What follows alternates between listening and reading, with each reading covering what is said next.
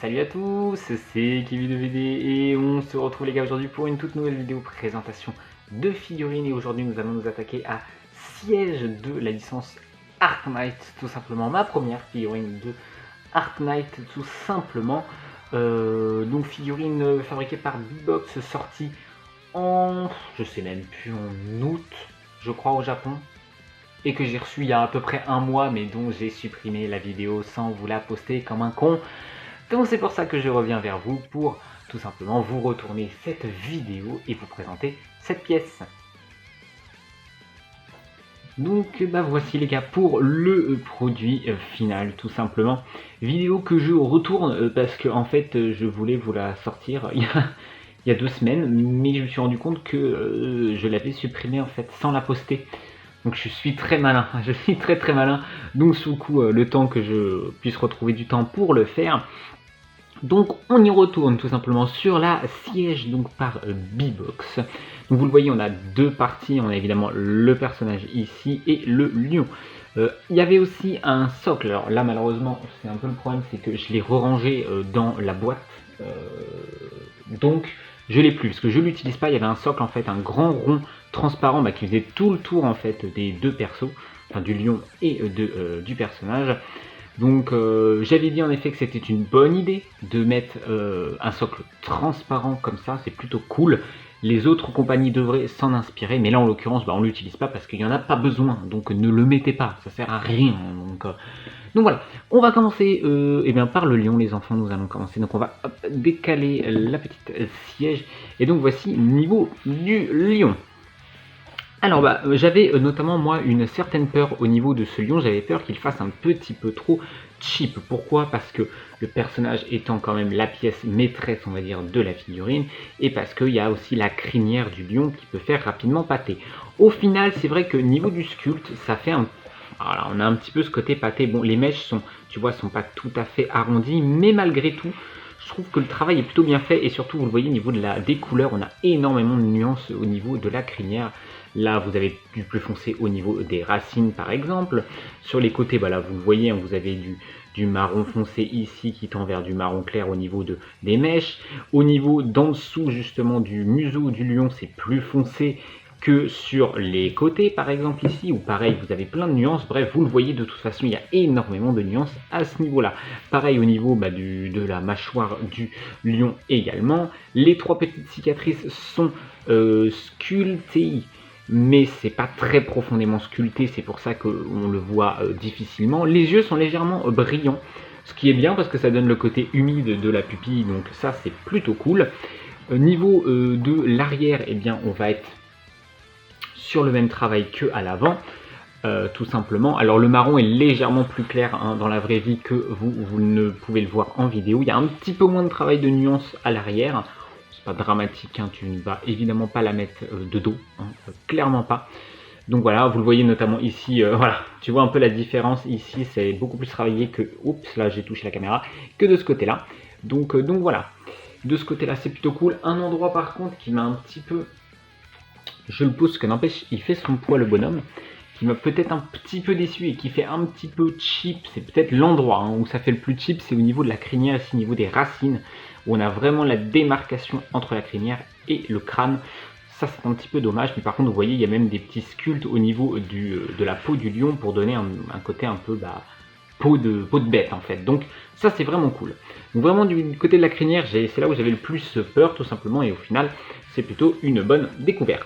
Niveau des papates, regardez, on a les petits coussinets en dessous, et vous le voyez même ici, on a un travail au niveau de la fourrure du lion, donc c'est vraiment cool, on le verra notamment à d'autres endroits également. Les griffes sont légèrement pointues, c'est assez discret, mais ça fait le taf, et on a la petite patte mécanique ici qui est brillante, laquée pour donner le côté métallique. Vous avez différentes couleurs de rouge également, vous le voyez. Vous avez par exemple ici cette partie là qui est plus rouge clair et celle-ci plus rouge foncé, donc c'est plutôt cool. Ensuite niveau de la cape, écoutez, niveau des nuances de couleurs, c'est très discret. C'est très discret, c'est du gris et du noir, mais c'est vachement discret, donc vous ne verrez pas en vidéo, mais il y a certaines nuances, notamment au niveau du dos ici. Pas tant que ça à l'avant, là où il y a les plis, étonnamment il n'y en a pas tant que ça. C'est surtout Alors, je vous le prends dans le bon sens. À l'arrière, ici, alors déjà, vous avez le logo ici qui est brillant. Voilà, qui ressort, qui est brillant. D'ailleurs, oui, on a un côté mat global hein, sur l'entièreté du lion, à part en effet au niveau de la patte, comme je vous l'ai dit, et au niveau du logo qui brille. Et donc, ouais, c'est là où vous avez de légères teintes de gris, mais vous ne le voyez pas en vidéo, c'est trop léger. La seule partie vraiment cheap du lion pour moi et qui est limite vraiment ratée, c'est ici, c'est niveau de la queue. Regardez la queue, ouais, ça fait vraiment par contre jouer McDo la queue de lion. Pour le coup, là où la crinière, je trouve que ça allait. La queue de lion, c'est une bonne blague, il n'y a pas de nuance. Vous le voyez, c'est pâté, dégueulasse, c'est pas beau. Mais par contre, vous le voyez au niveau de la peau du lion, vous avez, comme je vous l'ai dit, une texture particulière et notamment des nuances. Vous le voyez au niveau du creux du... c'est pas un coude, je sais pas, de l'articulation, on va dire. Vous avez du plus foncé ici, par exemple, notamment, qu'autre part. Et donc, vous avez de nouveau les petits coussinets qui sont faits en dessous. Donc, voilà pour le lion. Globalement, ça aurait pu être pire. Mais ça va, c'est raisonnable dans le sens où, de toute façon, c'est pas la pièce maîtresse de la figurine, mais ça fait toujours plaisir qu'il soit quand même en qualité décente. Pour ce qui est de la pièce maîtresse, donc évidemment, c'est le personnage tout simplement de Siège qui est ici. Alors, je pense que je vais peut-être vous retirer... alors, attendez, je vais retirer l'arme pour que ça soit plus facile à manipuler pour moi. Et puis comme ça, je pourrais vous montrer un petit peu plus facilement les différentes pièces.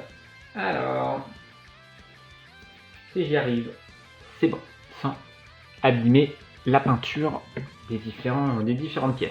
Donc, nous avons ici l'arme. Vous voyez, vous avez un côté brillant dessus, pardon, et vous avez surtout ce que j'aime beaucoup, un côté usagé. Alors, est-ce qu'on va réussir à vous le montrer décemment? Je vais essayer de modifier le focus sur l'arme. Voilà. Voilà, vous le voyez au niveau de la texture, un côté usagé. Donc ça, c'est vraiment cool pour une arme. Regardez, voilà, de ce côté-là.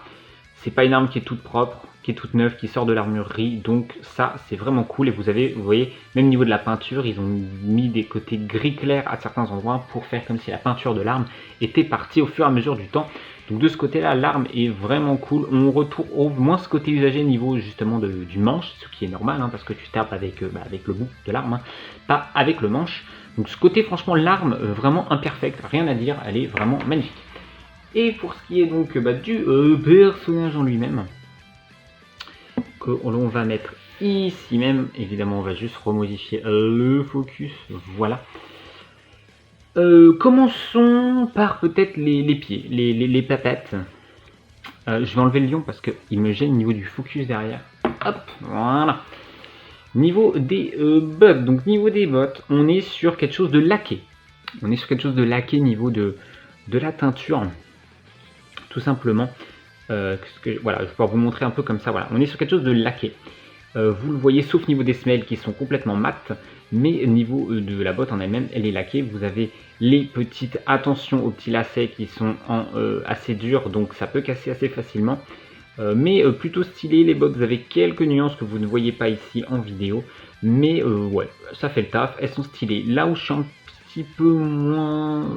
mais c'était déjà le cas sur le prototype, c'est à ce niveau-là, au niveau des bottes, en fait de la jonction entre les bottes et les jambes, vous avez vraiment le haut des bottes qui va en V comme ça en fait, vers qui resserre en fait la cheville du personnage et ça fait un petit peu bizarre de ce côté-là. Voilà, moi c'est là où vous l'avez sur les deux, même si vous ne voyez pas de ce côté-là, vous le voyez un peu mieux ici, mais vous l'avez sur les deux et ça je trouve ça un petit peu dommage. Niveau des gambettes. Des gambettes, putain j'ai quel âge? J'ai 90 ans bordel. Niveau des jambes, on est sur une texture peau classique, donc mat, avec quelques nuances que vous n'allez pas voir en vidéo, je présume. Là il y a trop de luminosité, on va essayer de faire un entre-deux, mais ça va être très compliqué de vous montrer ça, ouais non. C'est très léger, c'est comme à l'habitude, au niveau des figurines, c'est au niveau des articulations, donc notamment ici que vous avez du plus foncé. C'est assez discret, notamment, allez, ici, ça se voit le plus, mais bon, comme le bras gêne au niveau de la luminosité, vous n'allez pas le voir, mais c'est ici où on a un petit peu plus de nuances. Donc, c'est vraiment cool de ce côté-là, c'est léger, donc comme ce qu'on demande sur la peau d'un personnage. Niveau du short, Un des défauts aussi pour moi de la figurine, ce petit short, pourquoi? Alors vous avez une texture au niveau des froufrous au niveau du short, là le froufrou blanc, mais vous le voyez, la peinture déborde légèrement au niveau du rouge et ça c'est vraiment dommage. C'est probablement juste un défaut sur ma pièce à moi, mais malgré tout, voilà, sachez que ça peut être le cas, donc soyez pas surpris. Malheureusement, si ça arrive sur la vôtre également. J'en ai pas parlé, l'arrière du manteau, parce que le manteau, vous voyez, il tombe jusqu'au sol, là, carrément. Il est brillant. Voilà. Ouais, ça me dérange pas tant que ça, mais c'est vrai qu'un côté mat aurait peut-être été plus logique, va-t-on dire.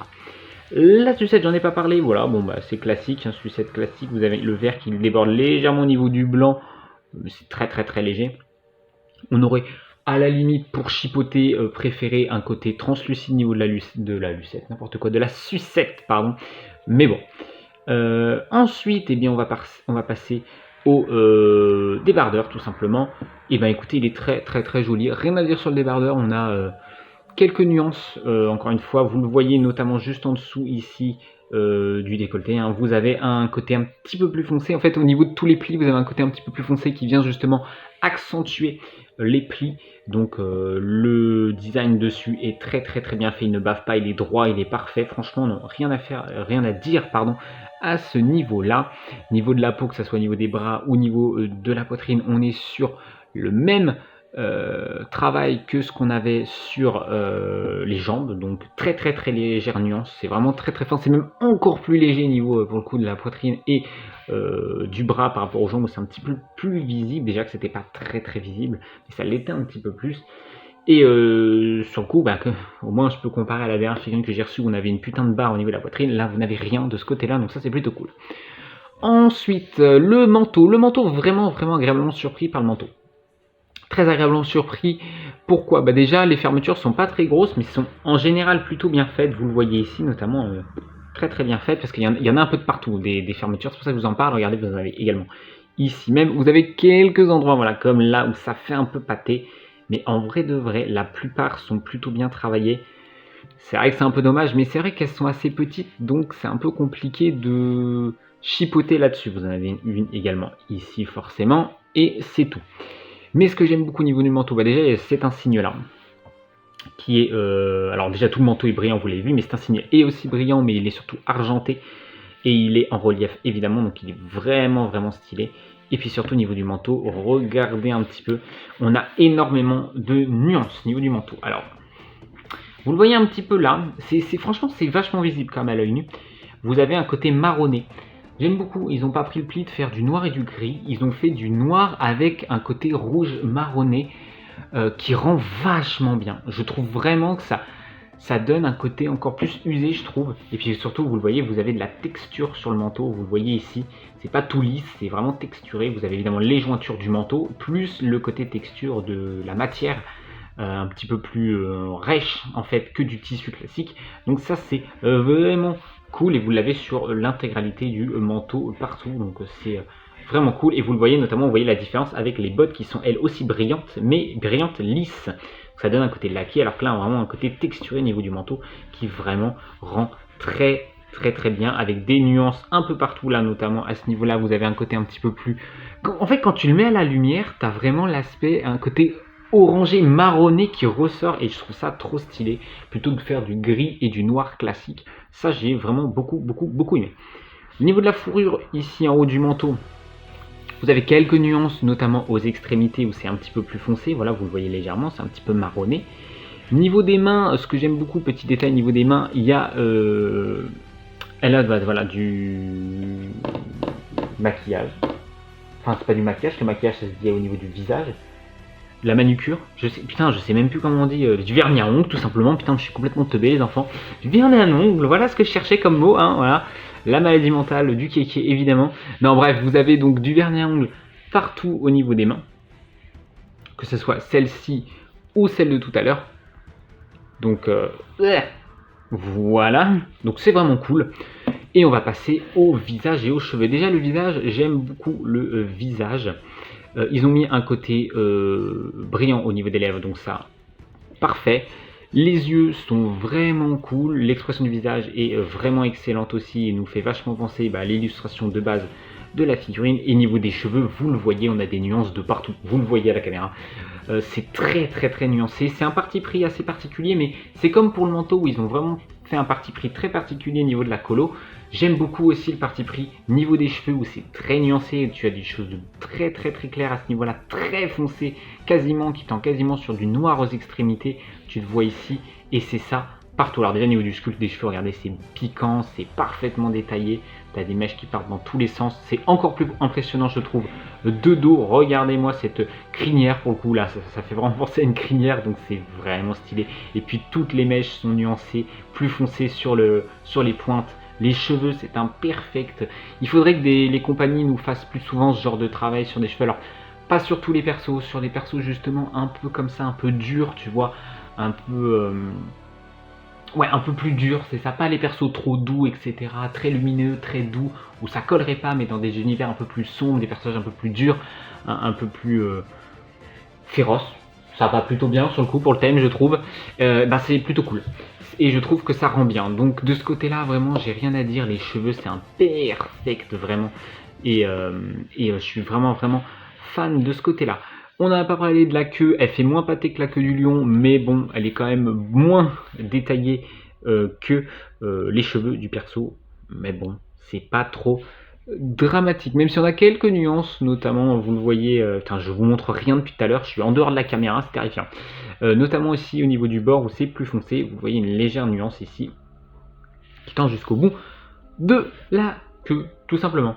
Qu'est-ce que je pense de cette figurine générale? C'est vraiment un excellent produit, surtout pour le prix, parce que quand tu as deux pièces comme ça, tu as un lion plus le personnage, on pourrait se dire que ça pourrait vite monter en termes de prix. Au final, pas tant que ça reste, je trouve, raisonnable. Et donc sur ce, je suis assez content vraiment de l'avoir prise. Et moi, j'aurais tendance à vous dire que je vous la conseille pour les fans de Ark Knight et de Siege évidemment, et pour tous ceux qui pourraient être fans de ce type de figurines qui sont très bien modélisées, très bien finies, un petit peu post-apo, on va dire, personnage post-apocalyptique plutôt que futuriste. Donc voilà ce que je pourrais vous dire à ce sujet-là. Donc on se retrouve tout de suite pour l'outro tout simplement de la vidéo. Bon les gars, pour tout ce qui est évidemment des figurines alternatives du personnage, vous vous en doutez assez aisément. Rien à se mettre sous la dent tout simplement de ce côté-là. Aucune figurine disponible du personnage. Donc si vous voulez le personnage, la voiture m'a fait très peur. Bon les gars, donc vous vous en doutez, niveau des produits alternatifs, rien à se mettre sous la dent au niveau de ce personnage. Alors après, évidemment, le personnage reprend quand même l'artwork de base in-game, la finition est parfaite, je trouve. Il y a quelques, on ne pourra pas dire parfait sur le coup, parce qu'il y a quelques petites choses qui auraient pu être un petit peu mieux faites, mais c'est vraiment une très belle pièce, surtout pour le prix. Donc évidemment, que si vous êtes fan du perso, prenez-la, foncez. Pour ce qui est d'en France, attention quand même parce que moi je l'avais trouvé sur une boutique en France, une seule qui la proposait, une seule boutique, et ils l'ont plus chez eux, donc je sais même pas si vous pouvez la trouver en France, en Europe peut-être. Sinon il faudra la faire importer directement du Japon, parce que c'est vrai que c'est une pièce qui a très peu tourné en Europe. Donc voilà. Donc c'est pour ça que je voulais vous préciser ça quand même en outro. Et sur ce, les gars, classique, si vous avez aimé la vidéo, le like évidemment, l'abonnement pour ne pas rater les prochaines vidéos, que ce soit sur les vidéos figurines ou autres, tout simplement. N'hésitez pas à me dire en commentaire tout simplement ce que vous en avez pensé, que ce soit de la vidéo ou de la figurine. Et sur ce, je vous dis à très bientôt pour de prochains contenus. Allez, bye bye.